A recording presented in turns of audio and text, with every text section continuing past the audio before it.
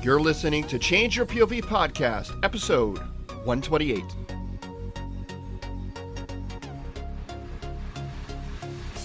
If you first make a conscious decision to become happier and more grateful. So before you write, make that decision that you're gonna be happier and more grateful. Motivation to become happier plays a role in the efficacy of journaling. That's what the studies show. So go for depth over breadth. Change Your POV brings you an ATTACK episode every week. ATTACK is an acronym that stands for Actionable Tips, Tricks, and Coachable Knowledge. One of the toughest things when I got out of the Army after 10 years was learning to ask for help. I felt like a private all over again. Living in this big, unfamiliar civilian world was difficult for me at first. I didn't know what I didn't know. Finally, over time, I learned to seek and ask for help. I learned to listen to those who knew better than I did, and to trust my gut, that I was headed in the right direction. Attack Friday does just that.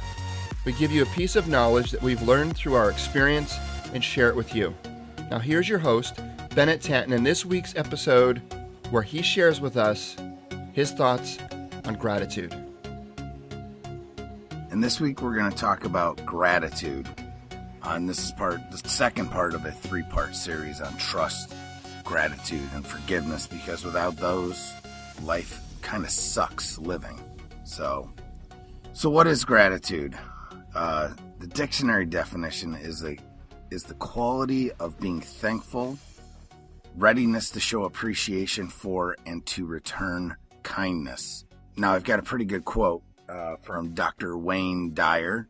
Some of you may know who he is, and if you don't, I encourage you to look him up. Some people think his stuff is kind of woo-woo-y, and it very well is. There's no doubting that. But here we go. Give yourself a gift of 5 minutes of contemplation in awe of everything you see around you. Go outside and turn your attention to the many miracles around you. This 5-minute-a-day regime of appreciation and gratitude will help you to focus your life in awe. So gratitude's a pretty big deal. Gratitude's an emotion expressing appreciation for what one has, as opposed to, say, for example, in this day and age, a lot of our stuff is consumer driven, and there's an emphasis on what one wants. So basically, gratitude is getting a great deal of attention lately as a facet of positive psychology.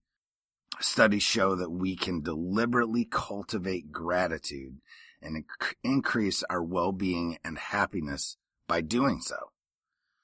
In addition, gratefulness and essentially expression of it to others is associated with increased energy, optimism, and empathy.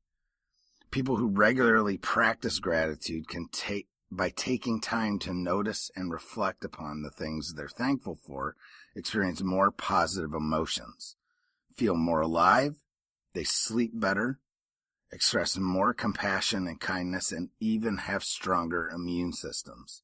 Gratitude doesn't need to be reserved only for momentous occasions, obviously. You can express gratitude for anything. After receiving a promotion at work, which is, a big deal. But you can also be thankful for something that is simple as a great cup of coffee, like in the morning or in the afternoon, whenever.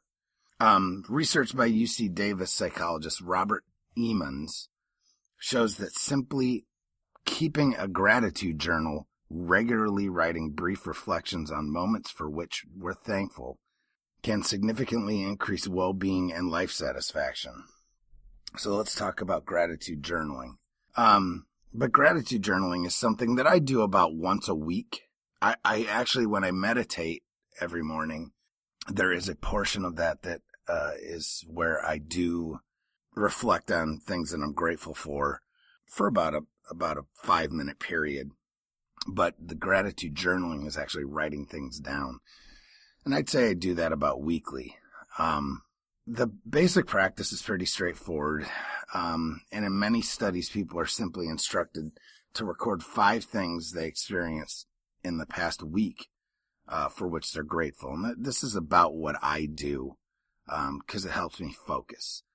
The entries are supposed to be brief, just a single sentence, and they range from, mundane things like, I woke up this morning, to things like, grateful for the generosity of your friends and family, or things as, kind of as timeless as, I'm thankful for my favorite band or whatever, something like that, like let's say you're a huge Led Zeppelin fan or something and boom, it's just an example. Don't just go through the motions though. Research by psychologists and others suggests that journaling is more effective if you first make a conscious decision to become happier and more grateful. So before you write, make that decision that you're gonna be happier and more grateful. Motivation to become happier plays a role in the efficacy of journaling. And that's what the studies show. So go for depth over breadth. Elaborating in detail about a particular thing for which you're grateful carries more benefits than a superficial list of many things, which that makes complete sense. Get personal. Focus on people to whom you are grateful has more of an impact than focusing on things for which you are grateful. So if you're grateful for people, then make that, and we'll talk about that just really briefly in a little bit. Try subtraction, not just addition. One effective way to stimulating gratitude is to reflect on your life reflect on what your life would be like without certain blessings rather than just tallying up all those good things. Savor surprises. Try to record events that are unexpected or surprising, as they tend to elicit stronger levels of gratitude. So like that unexpected check you got in the mail, and my wife and I, this is something that happens to us from time to time. And it's kind of spooky because it's really when we just need it. We have what we call money fairies. And literally, we'll get a check from, you paid too many taxes back in, 1993. And we'll get, a $200 check. And, we are a little short this month because of, who knows. Either we miscalculated and gave too much to something, or, just we're out of budget.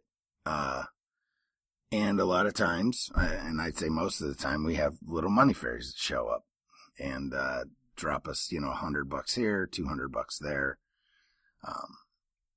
But anyway, don't overdo it. Writing occasionally, once or twice a week, is more beneficial than daily journaling. In fact, one study found that people who wrote in their gratitude journals once a week for 6 weeks reported boosts in happiness afterwards. People who wrote 3 times per week didn't. We adapt to positive events quickly, especially if we constantly focus on them, said Emmons. It seems counterintuitive, but it is how the mind works. So this is why I only write once a week.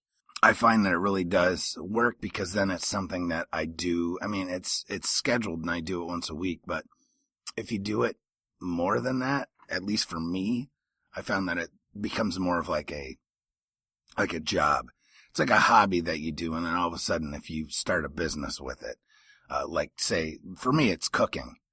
I love to cook, but I could not imagine doing it for a living.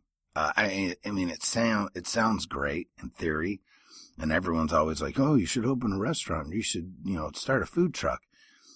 And yes, I've gone through it over and over and over again, but when it really comes down to it, I love to cook and I don't want to ruin that, because once it becomes your job, it's a little different. So journaling, same concept. If you have to do it every single day, it might not have the same resonance that if you do it just once a week.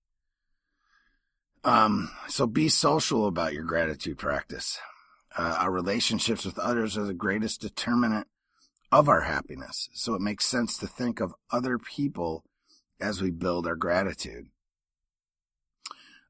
Focusing on gratitude, our gratitude on people for whom we're thankful rather than circumstances or material items will enhance the benefits we experience.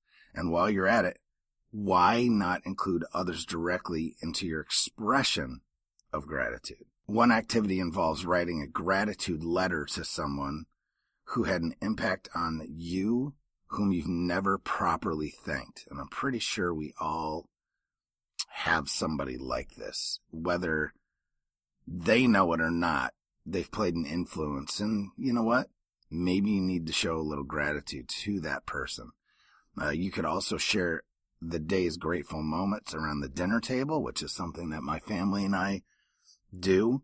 Not every day, but quite a bit. I'd say at least once or twice a week. The conversations that follow may give you even more reasons to give thanks. So, yeah, my daughters kind of like it. And so do I. It's a pretty great practice. And lastly, visualize yourself telling people you are grateful for them. I'm not saying do it in person. I'm saying visualize it. Sit there and visualize you telling someone why they're grateful. Get specific, get detailed, tell them the why on why you're grateful for them. All right. And do this a few times. And then guess what? Then when you're ready, you should go tell them in person. You've already practiced it a few times, visualizing it. So why not just go do it? All right. So there we have it, folks. Some tips, tricks, and actionable, coachable knowledge about gratitude and how it can help you and that it really is good for your health. So go out there this weekend, dabble with this stuff. If it's too woo-woo-y for you, then, hey, I don't know what to tell you. But I can tell you that it truly helps me in my life and others that I know that use these techniques. It greatly enhances their well-being and everything that they do. So until next time. All right, folks. I hope you really enjoyed this episode of Attack Friday. I know I did. Thank you, Bennett. Lots of kernels of wisdom there. And you know what? It sounds simple. And it is. But it may not be easy. Anytime we do anything new in our lives, sometimes it's simple but not easy. Because, simple and easy are definitely two different things. We've talked about gratitude several times throughout the 100+ episodes of Change Your POV podcast. 2 episodes in particular I'd like to bring to your attention is episode 6, Asking for Help When You're Ready with Brandon Baza, part 1, and then episode 8 is the part 2 of that series. And this is a guy that I served with in Iraq, and he struggled pretty heavy with PTSD upon his return, and he used an element of gratitude to really help him out. So I encourage you to go and check that out. Episode 6 and episode 8 will be in the show notes of this episode. All right, folks.